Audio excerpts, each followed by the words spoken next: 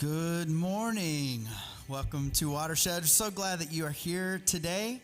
And I want to start this morning by singing together. So if you're willing and able, I want to invite you to stand. We're going to sing together.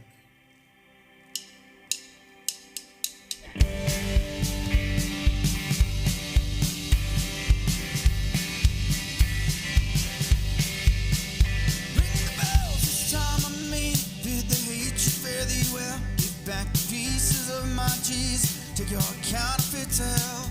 Bang the drums, this means war, not the kind you're waiting for. We say mercy won't be rationed here, that's what we're fighting for. If all is fair in love and war, what the hell's love even for? If we can't sing it loud enough, we'll keep on adding voices up. Ring the bell.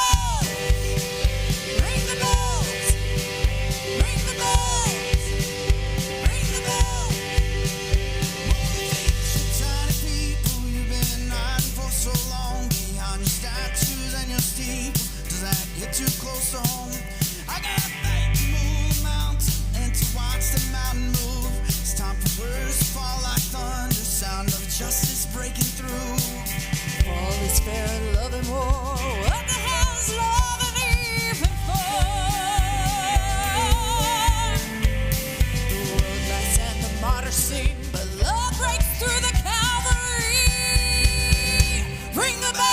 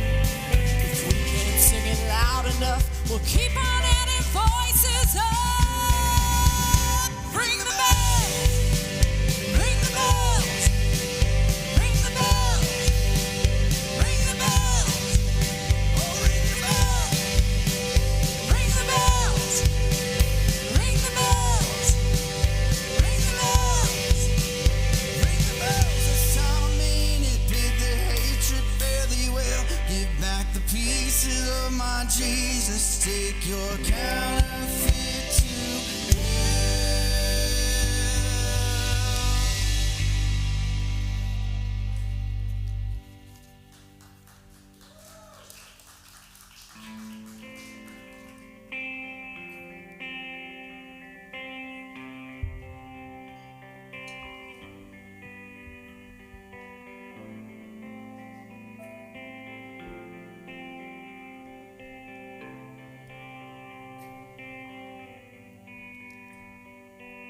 Just when I thought I was forgotten, you came and called me by name. You showed me I'm never forsaken, and I'm awaiting to your love for me. My protector, my helper, friend and my king, my defender, my treasure. You're my safety, all are welcome in your arms, because love is who you are. Nothing can take you away. I adore you for all that you are. I adore you. I pour out my heart. You adore me just as I am. You are God.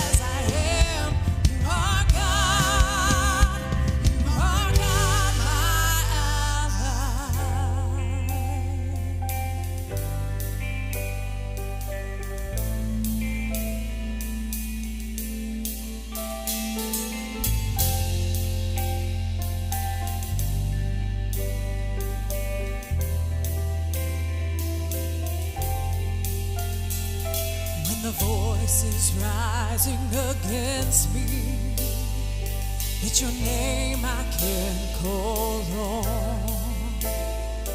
When they say I'm not in your family, it's your love that calls me on. When the voice is rising against me, it's your name I can call on. When they say I'm not in your family, it's your love that calls me home. We adore you for all that you are. We adore you. We pour out our hearts. You adore us just as we are. You are God. You are God. We adore you for all that you are. We adore you. We pour out our hearts. You adore us just as we are. You are God. You are God, our ally.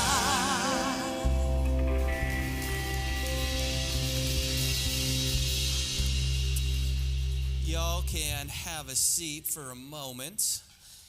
My name's David. I'm one of the pastors here at Watershed, and we just want to welcome you this morning. Not to make anyone feel single or called out or anything like that. There's a lot of new folks this morning, especially for midsummer. So, thanks, John. John's not new, but he wants you new folks to know that you're welcome. In all seriousness, though, I met a few of you coming in, but if you have any questions afterwards, myself and some of our other team is going to be in the back, kind of back there. There's a little kind of by the coffee. And so if you have any questions about Watershed or about your experience this morning, we would love to make ourselves available, and we'd love to meet you. A few other things to have on your radar. The first is, and we're going to talk more about this in the coming weeks, but on the 18th of August is the Pride Parade. And we sort of joking, not joking, talk about that as our Super Bowl. And we're really going to start kind of putting our energy where our verbiage is. And instead of having a service that morning, we're going to have a very family-friendly tailgate party. And what that's going to look like is we're just going to have some refreshments, depending on the temperature, which will probably be hot. It might be inside, might be outside, but we're going to have some refreshments available and things like that, with the purpose of just pointing people and directing people towards the parade. So if you want to skip hanging out with us in the morning, you totally can. You can just show up at the parade. But if not, there'll be an opportunity to connect with other folks who are maybe going to head over afterwards, kind of go as a group or as a team. So whether you're wanting to march or whether you're going to want to experience and observe from the side, you'll have people to go with. So just keep that on your radar. And like I said, we're going to have more details in the coming weeks. Some additional things coming up. So there are a number of ways to really connect and get connected here at Watershed. And one of the most important, especially if you're new, is called Preface. And Preface is coming up. Slide team, I did that out of order. Preface is coming up on August 14th. It's a 4-week experience. Childcare is provided at no cost. It's going to be Wednesday evenings here at Watershed from 6:30 to 8:30 p.m. And really, it's an opportunity to learn more about the history of our community, kind of the evolution or progression that we've gone on over the years, theologically and staff and team-wise, and just kind of all the things. An opportunity to ask questions, get them answered, maybe. But even more important, it's an opportunity to meet other folks who are kind of going on the same journey and making connections here in the community. So put that on your radar. And then also we do something called regional collectives here, at least quarterly. And the basic idea there is you all live all over the place. Watershed's a bit of a unicorn when it comes to churches and spiritual communities. And so some of you are driving in from Gastonia, from Waxhaw, from Cornelius, and things like that. And it can be hard to connect with folks driving, such a long distance and things like that on a Sunday. And so we want to make it really easy to know who else who is part of this community lives near you. And so on August 2nd, which is a Friday, We're going to be gathering all the different regions kind of around the area, kind of getting together purely socially, just an opportunity to, like I said, meet folks and make connections. And so if you know what your region is already, because you've been here for a while, I don't think I need to give you any further instruction. You know what to do. You've been getting the emails, but if not, there's links on our website and right there that you can go on, get more information, and kind of locate yourself in the broader Charlotte area. And then one more thing to keep on your radar coming up next Saturday, July 20th, here at Watershed. Two of our very own, Brendan Bellavia and Dominique Johnson, are going to be doing, they're going to be doing a workshop about healing from spiritual trauma. These two folks are highly competent, highly qualified to do this. It's going to be an amazing experience, processing, dialoguing, and for those who are sort of wired towards this, there's going to be opportunities to sort of kind of explore and process through some artistic elements as well. So it's going to be a really rich time, and it's totally free. So really, you have no excuse. But that's going to be here next Saturday in the morning, 9 or 9:30 to noon. It's up there. So I would really, really encourage you to check it out, because these two folks, I'm a big fan of both of them, and it's going to be really good. And then finally, last thing, everything we do here, and we talk about this on some level every week, everything we do here is only possible because of the investment, both financially but also people-wise of all of you. We talk about our monthly goal each week. We're trying to raise the reoccurring giving here by $600 a month. I don't know if that sounds like a lot or not.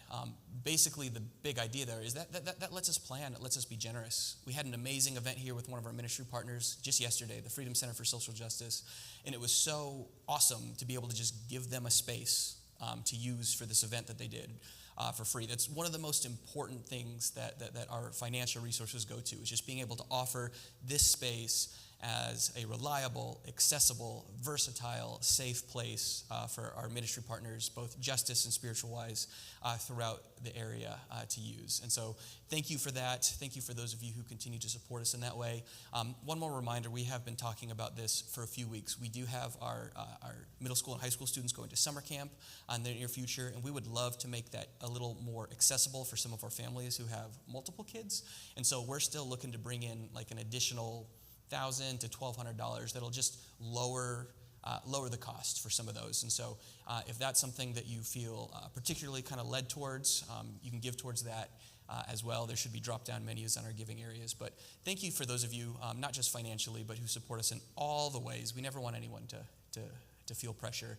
But we're just so grateful for those of you who support us and believe in us. You've been hearing me talk a lot. I want you to hear each other talk a lot. So we're going to take about 90 seconds, 2 minutes to just, in whatever way feels comfortable to you, go ahead and greet the folks who are around you. Thanks for being here.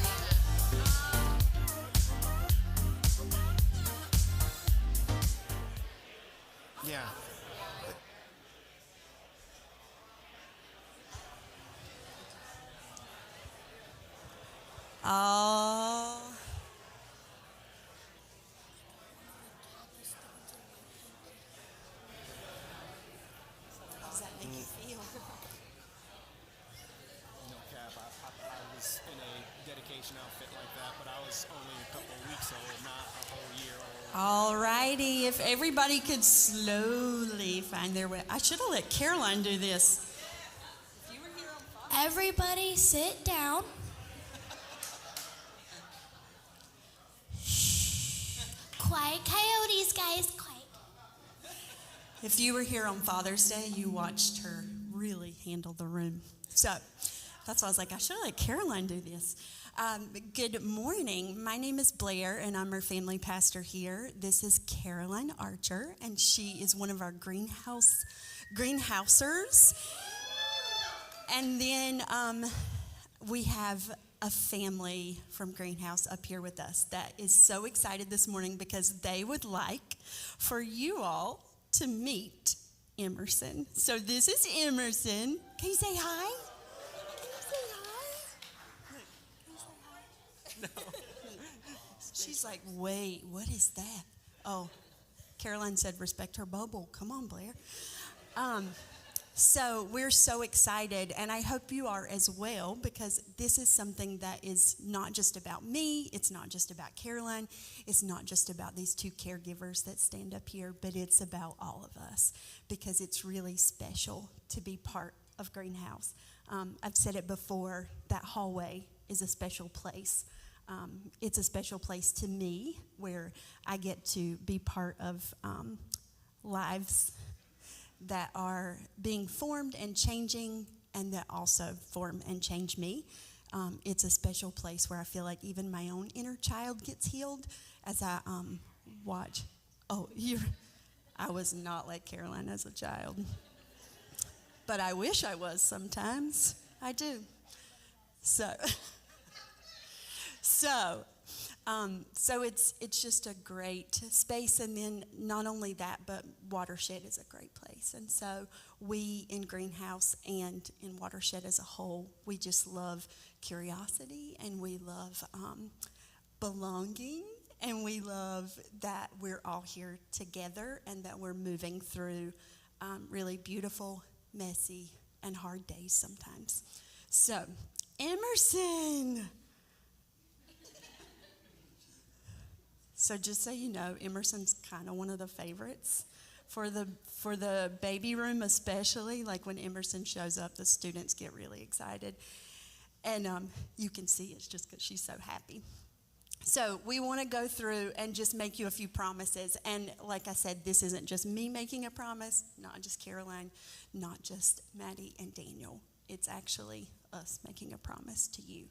So I'm going to let Caroline do some of that. You'll have to look at the screen behind you, and we'll go through the promises. You ready?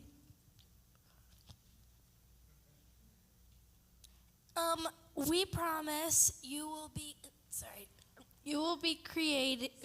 celebrated for just being you. Sorry. Yes. So Emerson, that was so good.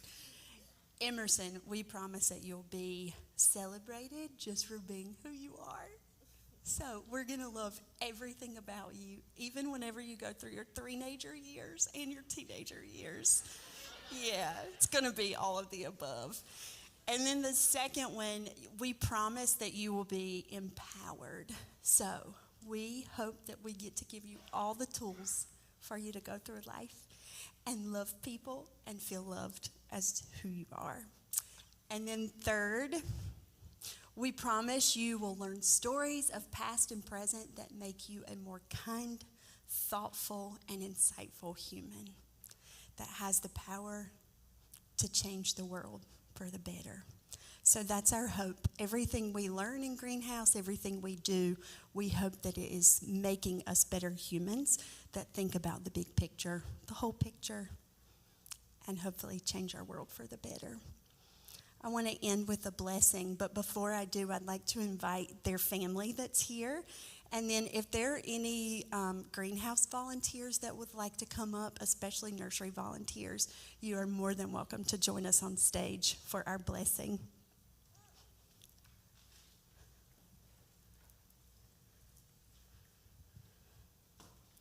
All right, you ready? All righty.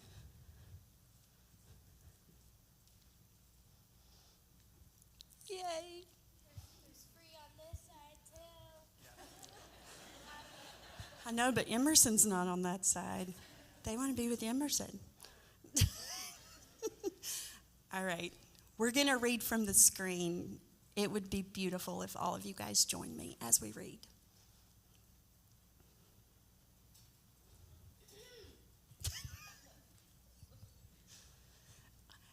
Out of your sweetness may strength come forth. In weakness may a brave heart grow. Dependence, may faith take root. From wide-eyed wonder, may wisdom flow. May you carry a furnace fire of hope when the world falls dark around you. May you find in your heart forgiveness when others unthinking hurt you. May you know as deep as DNA in the bone marrow depths of your soul, you are known, you are loved, you are valued. Though you hear, you are never alone. May you walk in the cool of the evening in the garden your Maker has given. May you bring to trembling, fragile earth the certain touch of heaven. May your eyes never lose the wonder of the miracle of your birth.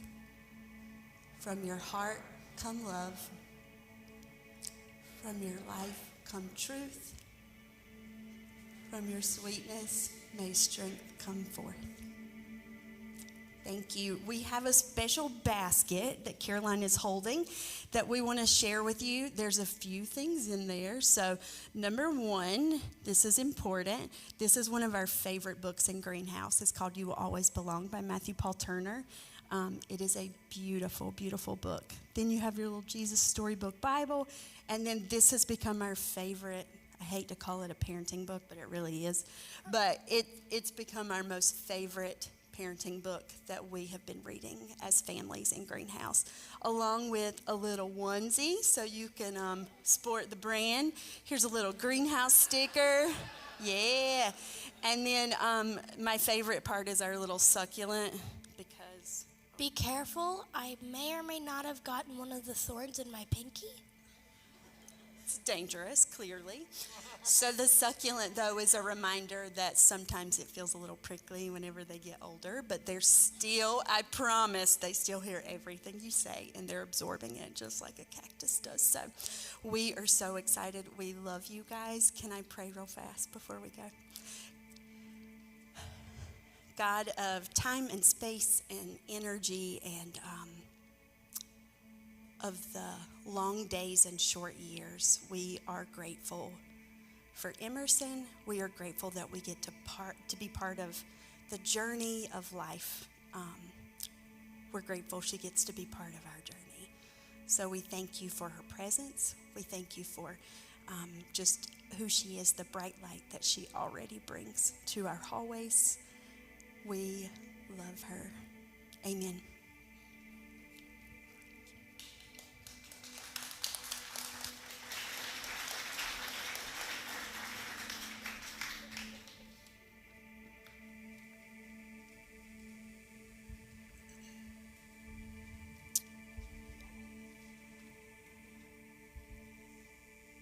This morning we're going to hear from Cedric and Sean, and excited to hear from both of them. Before we do that, we're going to sing a song that speaks to a little bit about what they're talking about. And the title of the song is called Everything Belongs. And when I was growing up, my dad used to say to me, he would say, there's three parts to every event. There's before the event, leading up to the event.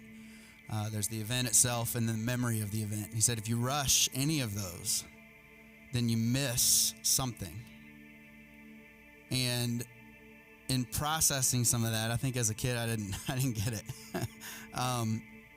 But getting older, having kids of my own, I think there's a part of what I feel so deeply is that all of it matters. Every single piece and part of it, the hard parts, the easy parts, the fun parts, the sad parts, all of it matters.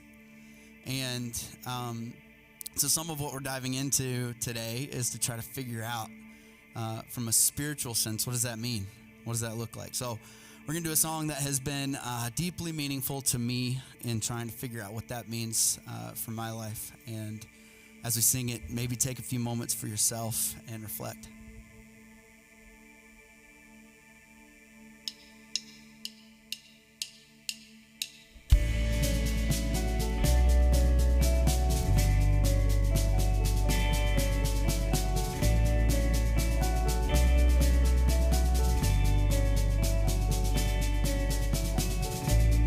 There's a darkness that is brighter than our light. There's a danger, love, to holding on so tight. I finally see it. I've been seeing this all wrong. I'm finally seeing now that everything belongs. Everything belongs.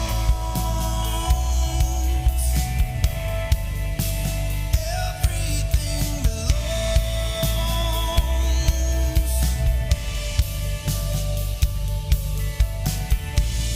There's a shadow that believes in fits and starts,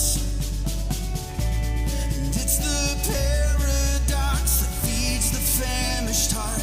I'm finally seeing how the spaces make the song.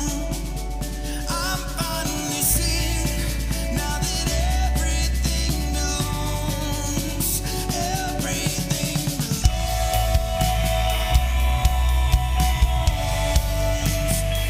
Everything belongs.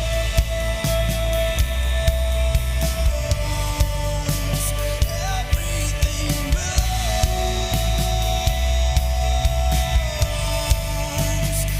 Everything belongs.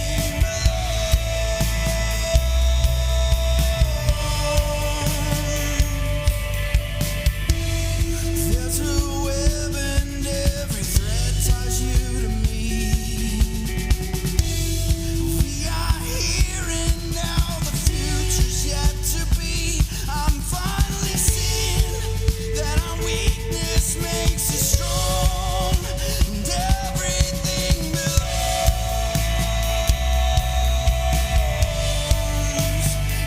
Everything belongs.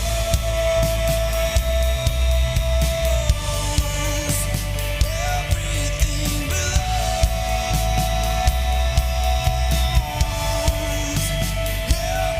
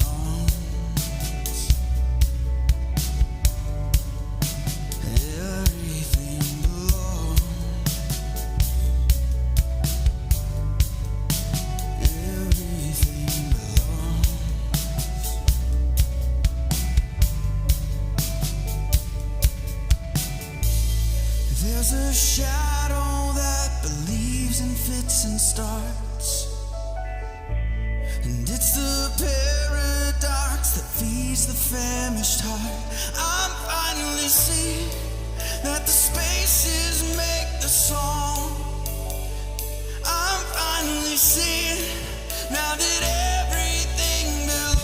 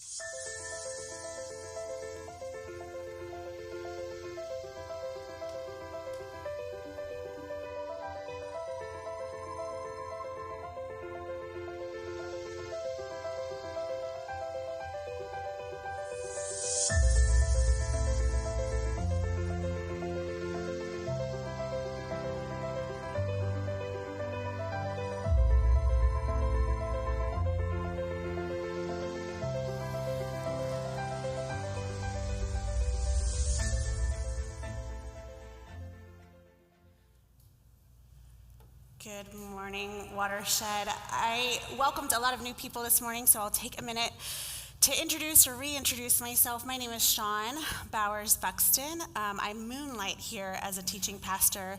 I'm a professor, and I've been attending Watershed for a really long time. I don't even remember how long, so. You're formational to the DNA of this place. Yeah, maybe. In a lot of ways. Maybe. Yeah. Good morning, my name is Cedric Lundy, and I am also one of the teaching pastors here. I like that phrase, moonlighting here, preaching every now and then. But I have been affiliated with Watershed in some way, some capacity, basically since they started.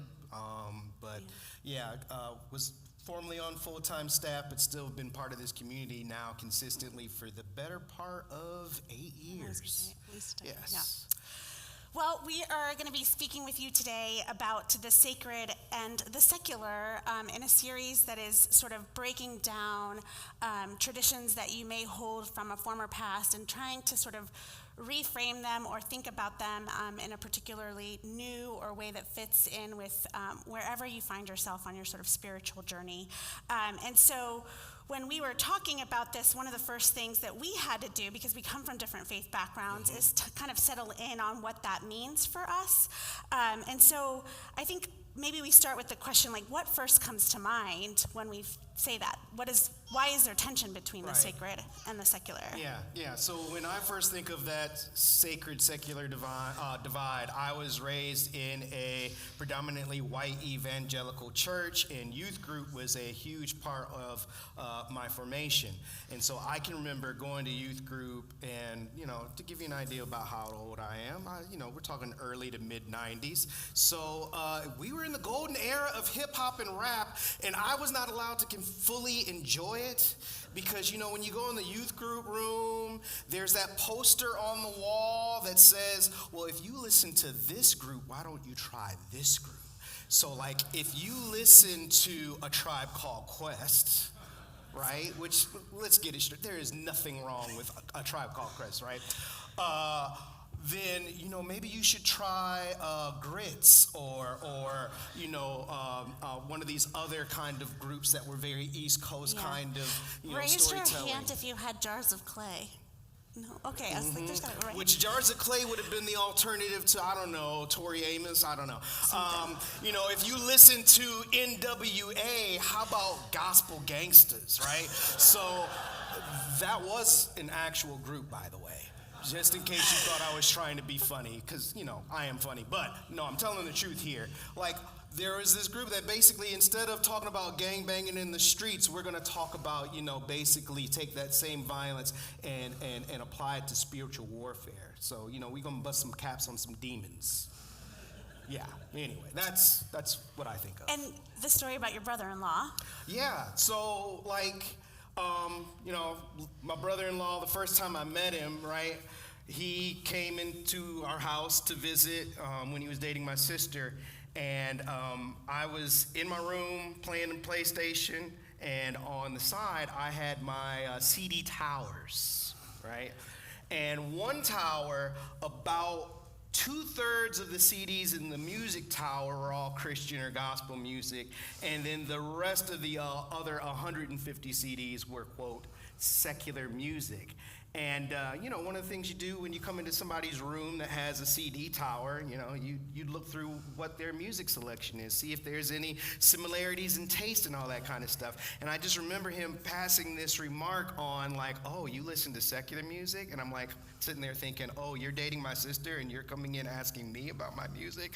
But, he's been part of the family now for 20 years, so, but that was like my first interaction with him. He's a good dude. Good. We love him. I grew up in the Catholic space. I'm Costa Rican American, and so it was Catholic in the sort of traditional sense, but also a little bit of charismatic Catholicism by way of Costa Rica. And so growing up, there were certain icons that were really important. And I remember one time during the Winter Olympics, a figure skater was skating to the Ave Maria.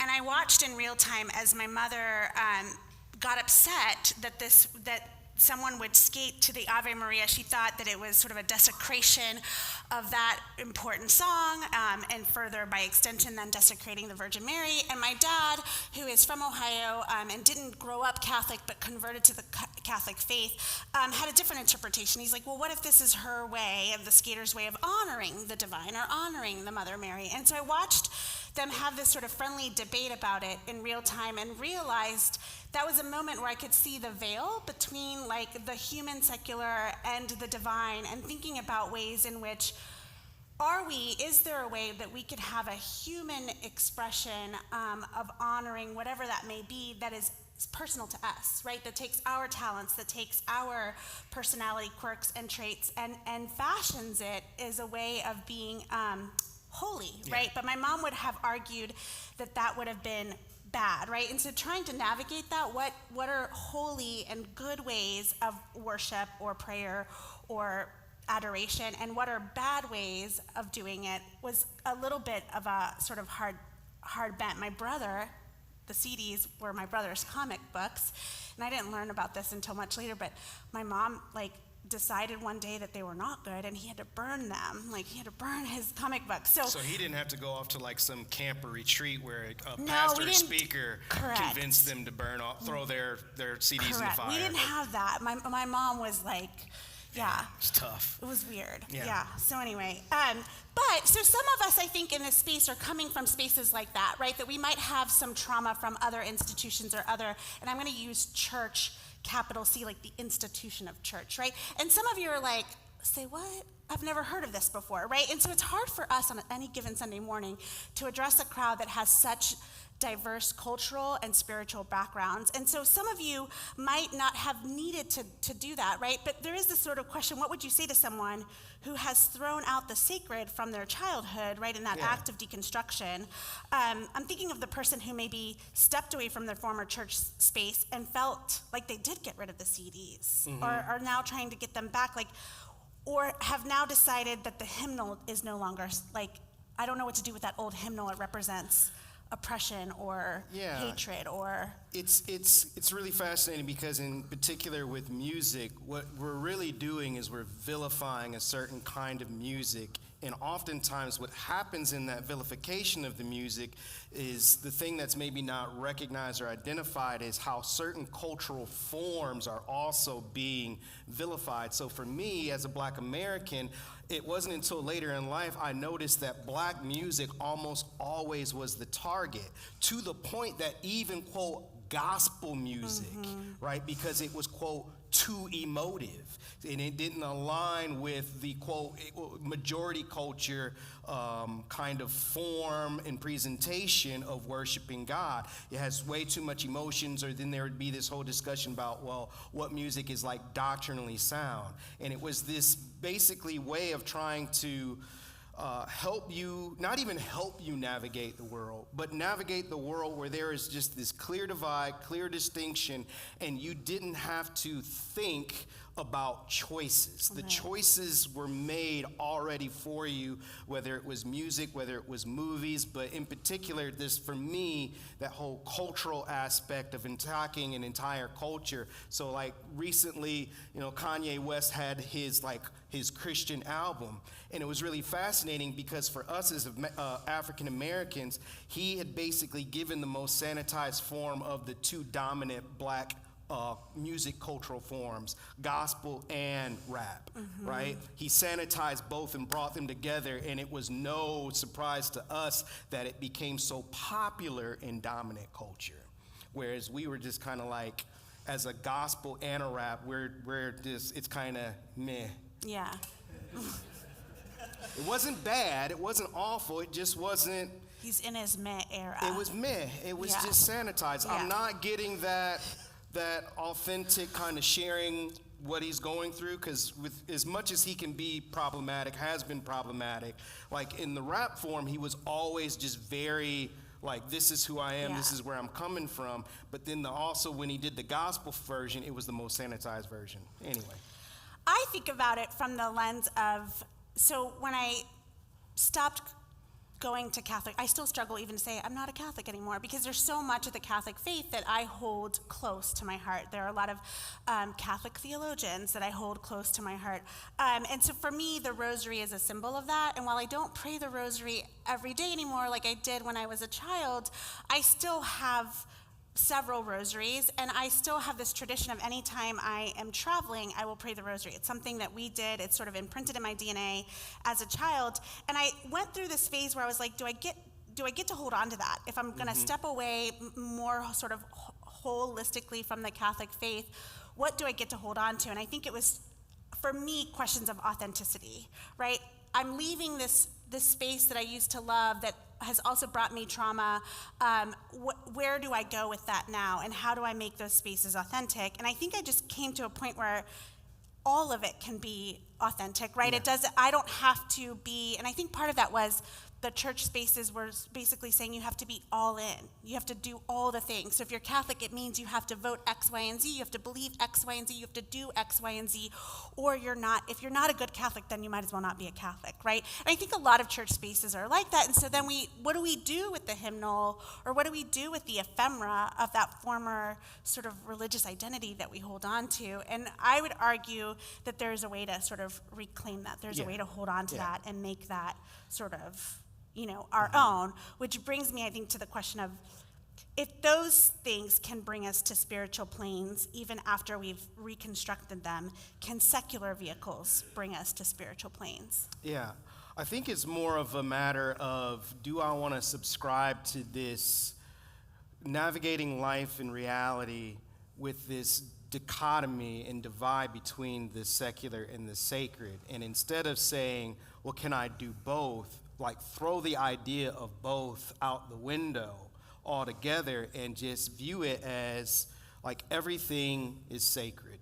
Now, obviously, there's some things, right, that maybe isn't good, maybe isn't wise for me to engage in and partake in, but instead of just having this question of, is it associated with what has been deemed sacred? Is it associated with what's been deemed secular? Instead, is it something that resonates or moves me? So, for example, what do you do with, quote, jazz music? Because jazz music, right? Because oftentimes this distinction is made primarily through the lyrics, unless it got too many beats, Right. Because, devil plays drums and electric guitars. But, again, 90s, 80s reference for those of you who are like, huh? But yeah, it's just denying or doing away with that and more asking the question, does this resonate with me? Does this connect me to others, to the world? Because ultimately, and this was part of the thing that I got to in my own journey is, well, what does Scripture actually say about life and reality in the world? Is Scripture making this divide between the sacred and the secular? And even more so, like, if that's not the case, how did we get to where we make this divide? And so before we kind of drop some scripture in there, there's this notion too that if you're new to Watershed, one of the tenets, I think, in this community space is that we do not hold on to binaries, and instead we speak in dualities. Binary and dual both meaning two, but duality is that notion of embracing the yes and, right? And so if God isn't contained in a genre, particularly a Western genre or anything that we might try to put him in a box, or her or the divine in a box into, then there is this idea that we also have to live in liminal spaces or ambiguity, that I can encounter Christ or the divine both through communication with the Virgin Mary, or through a hike in the woods, or looking at scripture and sort of twisting that gem, right? And so basically, I don't end up living a life where I only go to a Christian school, only eat at Chick-fil-A, and I go to a Christian bookstore and I buy my merch and my clothes. Do they even have Christian bookstores anymore? They still do. I haven't been to one in that long. Yay me. We'll take a field trip. It'll be fun. Like, we're anthropologists. Yes. Anthropology? I like that store. Yeah. So they got good merch there. So let's talk about, so we were prepping for this, right? And we were like, okay, what scripture might support these sort of notions of what we're talking about? And you like immediately were like, oh, and I was like, okay, I'm gonna let you have the next 5 minutes. Yes. So basically, for Israel's history, especially in Scripture in the Old Testament, there wasn't this, quote, divide between the sacred and the secular. One of the dominant themes that they would have had is the whole earth is the Lord's and everything in it, that God created the heavens and the earth. So even before we get this dualistic thinking, that's why at least, a good portion of the Old Testament, if anything happened, good or bad, it was attributed to God being behind it, because they really did not make that kind of divide. Right. Like, we don't even see that idea of this being this binary good and evil, like everything came from God. But specifically, there's this passage in Isaiah 60, where it's the prophet Isaiah giving this vision. And obviously Israel at this point in their history, they've gone through a lot. The kingdom has failed. The line of David has failed them. They've been in captivity. And now they're getting maybe these images or these prophecies of this future that they yearn for. And so this is what Isaiah prophesies in Isaiah 60. Arise, shine, for your light has come, and the glory of the Lord rises upon you. See, darkness covers the earth, and thick darkness is over the people. So a lot of their recent history, what they've gone through, it's been dark. It's been a lot. But then it goes on to say, but the Lord rises upon you, and his glory appears over you. Nations, not just Israel, but nations will come to your light, and kings to the brightness of your dawn. Lift up your eyes and look about you. All assemble and come to you. Your sons come from afar, and your daughters are carried on the hip. Then you will look and be radiant. Your heart will throb and swell with joy. So what's about to happen is going to be something that everyone has yearned for, and they are like coming alive with this as it's happening. The wealth on the seas will be brought to you the riches of the nations will come. So the riches is a lot of the things that they have, quote, created from the natural world, the things that they've cultivated, which again, someone who was raised in evangelicalism, a lot of times we just looked at the whole world as bad. Our bodies are a prison to the soul. And it goes on to say, herds of camels will cover your land, young camels from Midian and Ephah, and all from Sheba will come, bearing gold and incense. So now it's not just parts of Israel, it's parts of the rest of the known world. And proclaiming the praise of the Lord, all Kedar's flocks will be gathered to you. The rams of Naboth will serve you. They will be accepted as offerings on my altar. Wait a minute, stuff from other nations are being accepted on the altar? Like, that would have been mind-blowing. And I will adorn my glorious temple. Who are these that fly along the clouds like doves to their nest? Surely the islands took to me. In the lead are the ships of Tarshish, that same island that Jonah tried to escape to, right? Now, like, even, quote, the glory from those places are coming to be part of this vision of the glory of Zion, bringing your children from afar with their silver and gold and to the honor of the Lord your God, the Holy One of Israel, for he has endowed you with splendor. Foreigners will build your walls, and their kings will serve you. And so it's given this image that the world isn't separated into, quote, Israel and, quote, the pagan nations. Like, God's future vision is for all of the earth once again to be united and living in shalom or harmony with one another. And even that was an idea that was a little bit slow for some of the disciples to pick up on. So in that Acts chapter 10 where Peter, right, and it's funny because I oftentimes when I talk about it, I say he has a dream. But even in the English translations, it doesn't say dream. It says he was in a trance, right? Which, again, like what? Mid-Eastern kind of like stuff. Whoa, what's going on here, right?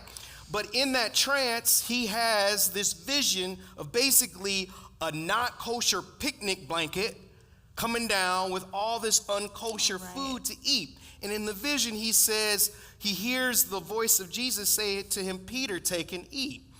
And all three times that he has this vision and he hears the voice of Jesus say, Peter, take and eat, he says, Lord, I have never eaten anything unclean.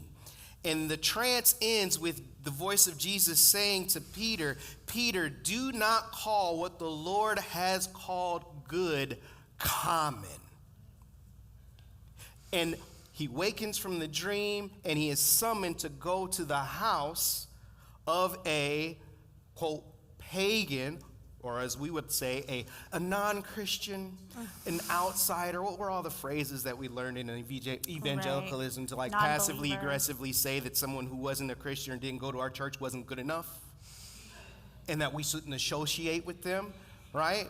Basically, Peter is like, he's now about to cross a line in his mind of going and eating at the house of someone who was, quote, pagan.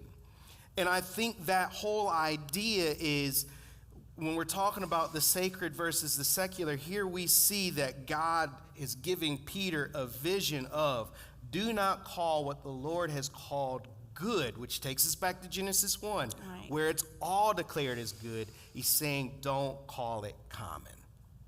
Right, collapsing the divide between the spiritual, quote-unquote, physical world, right? Particularly, I think for me, I gain a lot of traction in that. I've always felt close to God or close to the divine when I'm out in nature, right, on a hike or any of that stuff. And when I was navigating getting married, my partner and I, we wanted to get married outdoors, and Catholic, the sacrament of marriage needs to happen in a holy place, so it needed to be in a church. And so I met with my priest, and I said, look, Bo and I want to get married outside. Is that something that you could do? And he's like, no, unless Bo were Jewish or Muslim. I said, what? How does, make that make sense? And so it was just one of those, I didn't want to counter with, I don't understand, John the Baptist baptized outside in a river. What is this sort of distinction between? Well, that was different. He's right, John the Baptist. Right, John the Baptist. But this whole idea, right, the world, the temple, holy ground, tabernacles. You had talked about, in your evangelical spaces, what would drive you nuts about those sort of sacred rituals, perhaps? Yes. And I kind of got to be careful because I know people who have done this recently, so I'm not trying to throw shade at them, just in case they listen. But it's okay. I got married outdoors, so yeah. I screwed up big time. Big time. Go ahead. Wedding. There is this. Y'all remember when there is that trend in the early 2000s where our wedding is going to be a worship service? We go to church every Sunday. We're not trying to come to your wedding to have a church service. We came to see y'all exchange vows, get a little emotional, and go to the after party. The reception, right? The after party. That's what we came for. Ain't nobody trying to come to a church service. We're coming to celebrate you. And so, when I officiate weddings, I tell people, we will be in and out in 20 minutes. Unless you have a whole battalion of a wedding party, right? We're going to be in and out because people did not come to see me talk. And I feel like I'm a pretty good talker, but no, they did not come to see me. No. And even more so, you can multiply that by 10. Drives me absolutely nuts, and to me, it is absolutely, positively disrespectful to give an altar call at a funeral. That is not the time nor the place. People are grieving, people are hurting, someone is literally absent and gone. That is not the time to take that traumatic event of someone dying to basically make a sales pitch. It's not the time.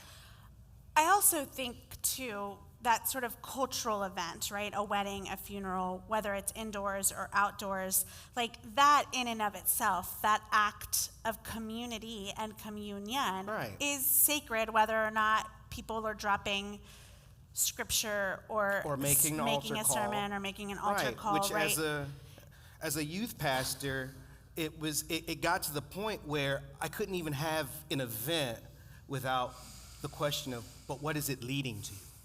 Is it leading to being invited to the next thing? Is it leading to them making a decision? And it's we couldn't just hang out, go to the movies, play laser tag without it, quote, having to to lead to something. And so it was just, I mean, again, as you mentioned, just that whole idea that like everything is sacred, and just even being together and fellowshipping, you know, to use the fancy word, right? Just hanging out, like that's sacred.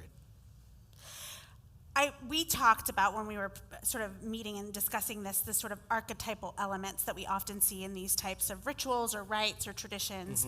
And I wonder too if the institution of church tries to make those things that are universal, water, right, flood mythology, origin stories. There are lots of accounts of those that reflect lots of different worldviews, lots of different world religions. But do you think the church, like, how do we try to separate those archetypal elements, and what does it mean if I try to maybe decolonize something like water, like a baptism, into an element that would serve me in my faith journey that maybe a former church would be like, that is completely sacrilegious? It's fascinating because, again, just at least for me in that evangelical space, like we just didn't really do a whole lot with elements, which, unless of course it was ironically a wedding where, you know, you have a unity candle, or you do the thing where you have the two different sands and you pour them in at the same time. Like any kind of thing with an element was basically an object lesson. It was a means to an end instead of just enjoying it for, quote, what it is, but then also maybe seeing some of the deeper meaning in some of those things because of that kind of escapist, the world's going to hell in a handbag and it's all going to burn thing, which, by the way, I don't subscribe to that anymore, but yeah. I think possibly, I don't want to speak for folks in the room, but there might be tension here, though, where these interfaith archetypes are powerful, but does that run the risk of collapsing or appropriating certain cultural ideas? Yeah. I mean, and that whole appropriation thing is a tricky one, and I think it's just kind of understanding that there's a difference between the divine meeting us in our landscapes, in our native language, and versus attempts to sanitize the secular. So when we treat the form in itself as the problem, then that's when we start to appropriate. So there is a huge movement, again, within Christian evangelicalism of we're going to take that quote secular form of a movie and we're going to put a gospel presentation at the end. We're going to take, you know, music, T-shirts, I mean, anything and everything, and we're going to basically appropriate it for a particular means instead of just understanding and seeing that the divine can meet us wherever we're at.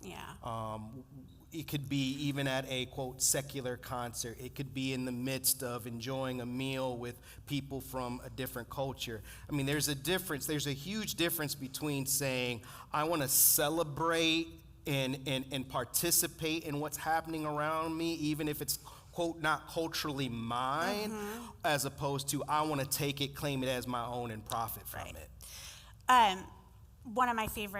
One of our old neighbors were Hindu, and they would celebrate Diwali, and they would always invite us for a meal. And it's one of my sort of fond memories of my old neighborhood because of that sense of communion. And I always walked away feeling a presence of the divine, of sort of this profound thing that was happening in the room. For me, again, as a Catholic, I think about this notion of the cultural appropriation, the divine meeting us where we are. One of my favorite sort of stories in that is Juan Diego and La Virgen of Mexico, the Virgin Mary.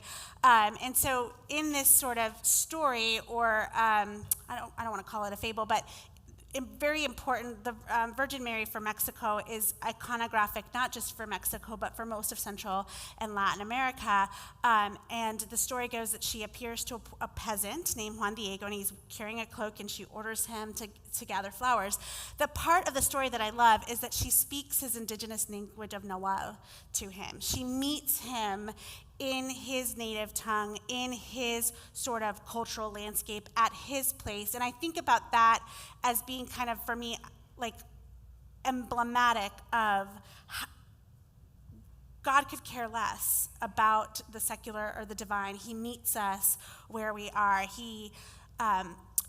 she comes to us in quote unquote the dark spaces, or like I can walk away from a meeting at work and feeling like I've done something profound, and I can walk away from a Sunday gathering and feel like, man, that was really incredible what I just felt, right?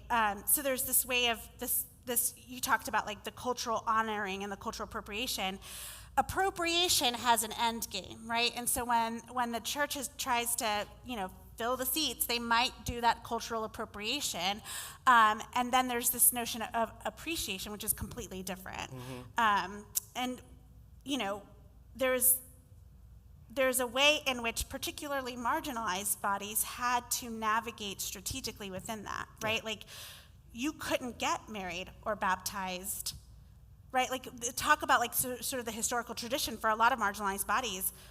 Those things happened outdoors because we weren't allowed. Yeah, I mean, there was a time where, in particular, quote, black Christians, enslaved black Christians, they had to go out into the woods to have their marriage ceremony, and they had to use any elements that they could find or any of the few possessions they had. So like the whole jumping over a broom tradition was born out of just taking whatever it is that we have and giving something that represents in some ways so many things, from this forced servitude and this is not our home and we yearn for across the ocean, and making the best of the situation that we're in, and that a lot of those marriages oftentimes had to happen in secret.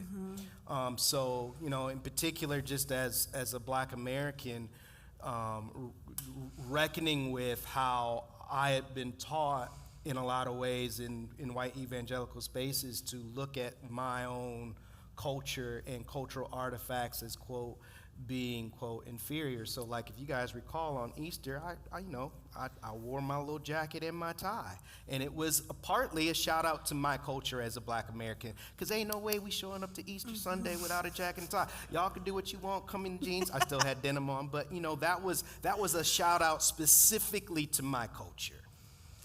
I think during the time of enslavement, right, people were not allowed to sing, or were not allowed to be quiet, and so they sung. Right. And what they chose to sing were those gospel hymnals that had encoded messages, right, for folks trying to get through the Underground Railroad.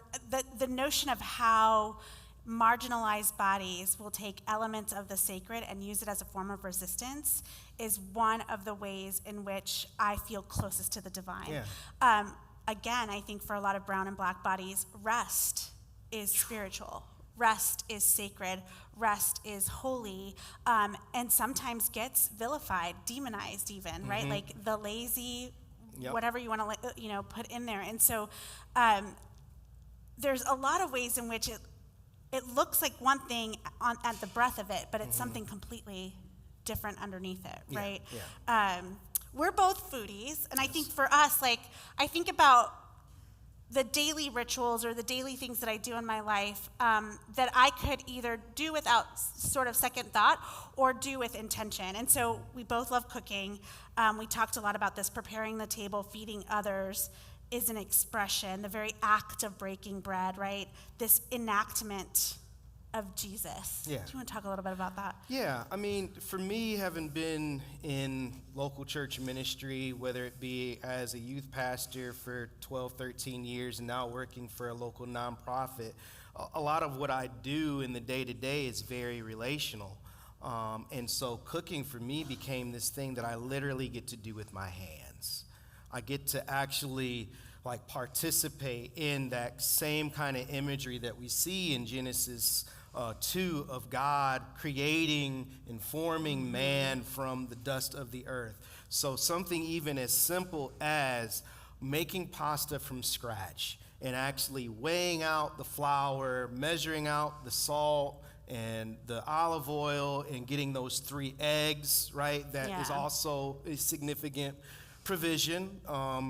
And mixing those things together and seeing that ball of dough, right, come together to provide not just a meal, but something that is fresh. Like, I don't know if you guys have ever had like freshly made pasta, but just even the lightness and the delicateness of it compared to boxed pasta, it's just not the same. So that one is for me, making bread from scratch, which, I started before COVID, but some of you might even have been here long enough that I did Are you going to drop how you won the chili thing again? No, I was going to talk about the chili, but I am the champ.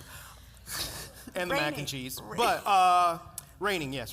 But I did Jesus talking about I am the bread of life. Yes. And how that whole story took on a completely new meaning once I actually started making bread. Right. And learning that, like, OG yeast is the bacteria from the air, or the pneuma, which is the word for spirit. So, like, when we connect with those things, it takes us deeper into the divine and ourselves. I think for us, like the charge there would be, how can you make what is seemingly mundane or what is seemingly everyday sacred? And for me, I answer that question with intentionality, right? I'm going to get his name wrong. Thich Nhat Hanh, right, Zen Buddhist, talks about when you're washing the dishes, that is it. That is all that matters in that moment, is to wash the dishes. And so what does it look like then to wash those dishes as if that's the only thing that matters?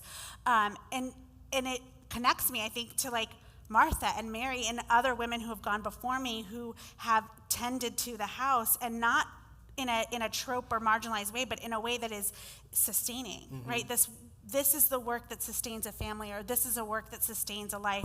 This is the notion of making bread that connects us to our ancestors, or to the people who have gone before us, or to the scripture that we are learning in new ways by the act of doing, which is different than just being sort of these passive receptacles, quote unquote, of the word, Right. and then leaving on a Sunday and just doing our life for 7 days and then coming back on a Sunday to be filled up again. What does it look like then to do? Yeah. Yeah. Those things. You had the coffee grinding story too. Remember when you were you talked about the slowing down of that? Oh, yeah. And Just even taking that time to make my cup of coffee instead of, and no shade at the Keurig people, but no, seriously, no shade at you. But at just work. taking that time to actually slow down long enough to take 4 minutes to make a fresh cup of coffee, of grinding it before I actually make it, pouring the water out myself. It's just a brief moment to slow down. So in the morning I have a latte, but in the afternoon when I'm at work, I make myself a pour over, and the kids are always giving me a hard time. Mr. Cedric, you shouldn't drink coffee. It's bad for you. Which, of course, I'm like, kid, it helps lower my chance for prostate cancer, according to studies and other things. Drop Leave me it. alone. Yeah. Anyway, but all that being said, for me, just that idea, again, it comes from Plato, who took the world and reality and divided into, form and matter. Yeah. And that the spiritual realm was, quote, the highest realm that we should pursue. And that basically matter, the physical world, quote, didn't matter. And when I subscribed again to this idea of, quote, the end times, that Jesus is going to return and take all the saints to heaven, and then the world is going to be destroyed and, lake of fire, all that kind of stuff, and we're going to go up in heaven and live with God. My interaction with things, with the world, and most importantly, other people, was absolutely changed by rereading that through the lens of, we don't go up to heaven, heaven comes down to earth. And or God, we get to co-create. and we heaven. get to co-create. And so the idea of the new heavens, new earth, that is this world made new. Right. And so if that's, and this would be basically the way I would answer that question, a long way to answer that question. What is the story that you're living? What is the story that you tell yourself? the story that you tell yourself is going to shape how you interact and engage in God's good world. So, if nothing else, take the time to examine what is the story that you are telling yourself and thus living out. In Plato's allegory of the cave, as the story goes, folks are sort of enslaved or encaptured, and they're on one side of the cave, there's a fire in the middle, and there are folks who are holding up objects above their heads. So if you were born in this cave, born in captivity, all you're seeing is the shadow of the thing, so the shadow of the vase, but you think that's a vase. So Ollie, cue the slide. There's, Foucault has this famous painting. Are you guys familiar with this one? And that just says, this is not a pipe, right? But obviously it is a pipe, right? Or like the heart, when I love New York, the heart symbol is not a heart. It's emblematic of the heart. So this is sort of what when I teach the allegory of the cave to my students in college, this is what I use to try to get them to understand that the form is not the thing, but sometimes we buy into the falsehood of the image of the form, and we end up maybe sometimes, I think in a Christian context, worshiping wrong idols, right? Or using the form as the thing. If it gets us closer to the divine, amazing. But if it's not, if we've lost sight of the thing, right? When I would pray the rosary just as a rote memorization to practice my Spanish every night, and I was like, 15 minutes, let's get this over with, that object became meaningless. When I lean on it for traveling mercies, when I leaned on it when my mom was dying, it became a conduit of the divine.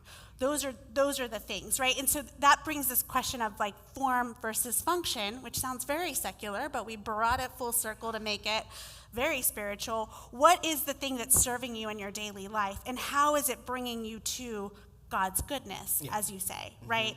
I mean, it blows my mind that we would, like, you know, Renaissance, medieval days, like, we would pay for atonement.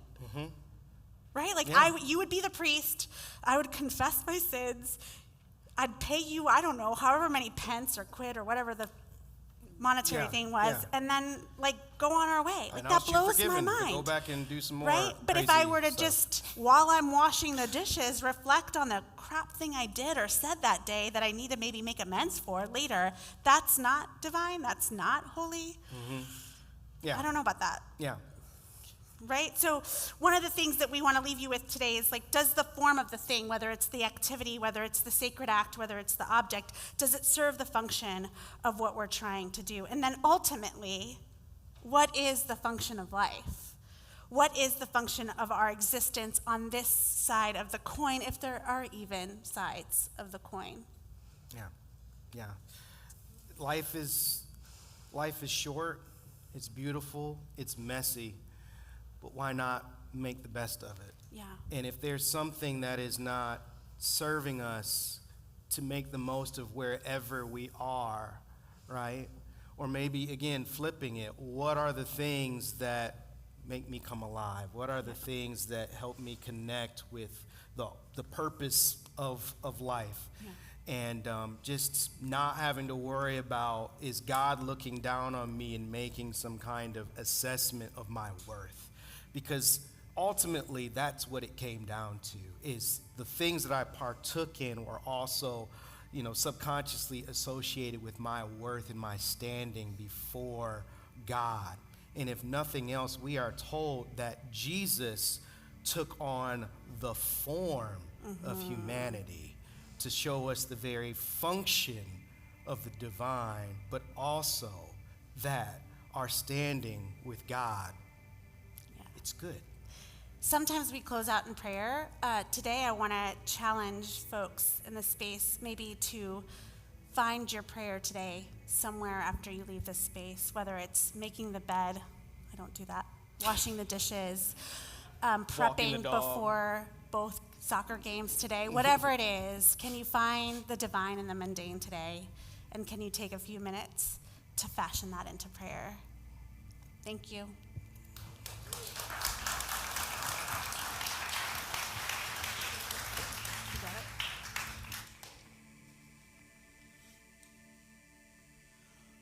We're going to end this morning a little bit differently and give you some space. to process some of these big questions that were posed, to contemplate, maybe meditate, maybe think through, maybe you want to write down that story that you're trying to either retell or recapture. So we're going to sing a song. If you know it, feel free to sing along. I want to give you a little space before we go this morning.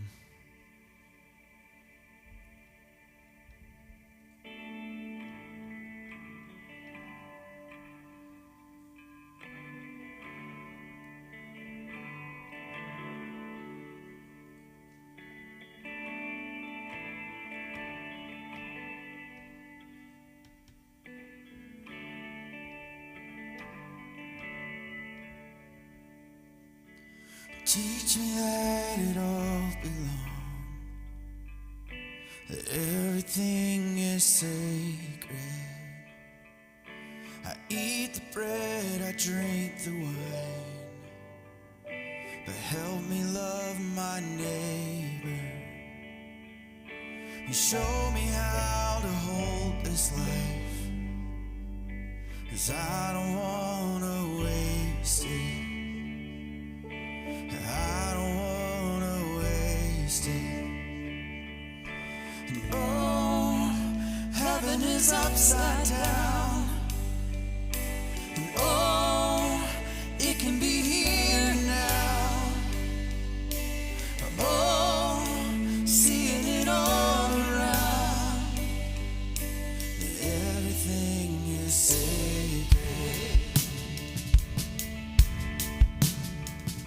The ordinary shines and glows, filled within your intentions, and you don't see the lines we draw, spectacular and sacred.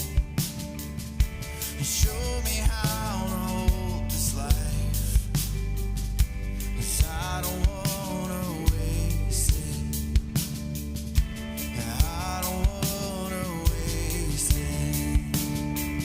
And oh, heaven is upside down.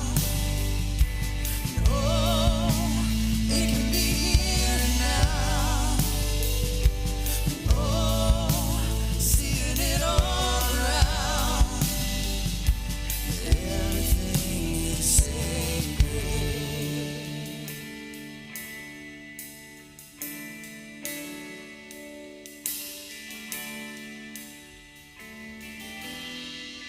Life is a gift and the giver is good.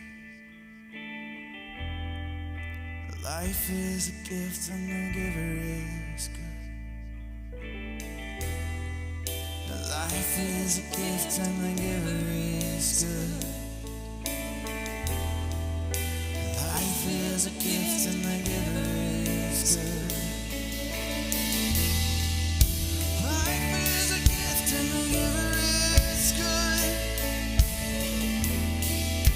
Life is a gift and the giver is good. Life is a gift and the giver is good. Life is a gift and the giver is good. Oh, heaven is upside down. No, it can be here now. Oh, seeing it all around. Everything is sacred. Oh, everything is sacred. Everything is sacred. And oh, heaven is upside down. And oh, it can be here and now. And oh, seeing it all around. That everything is sacred. That everything is sacred.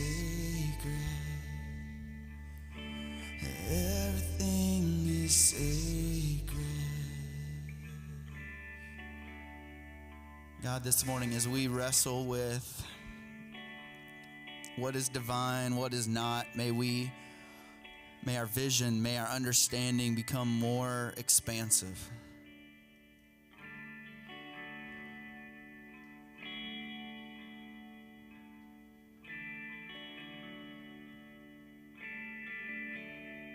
May we be still enough in our lives to see you in more than we think.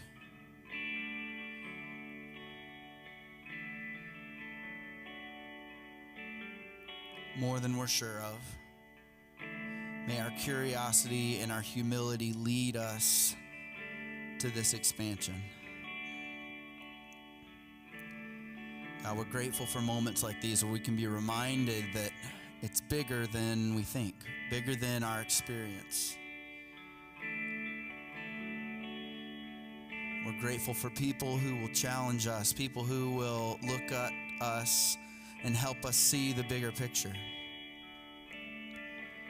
For the vulnerability and the authenticity of doing this together.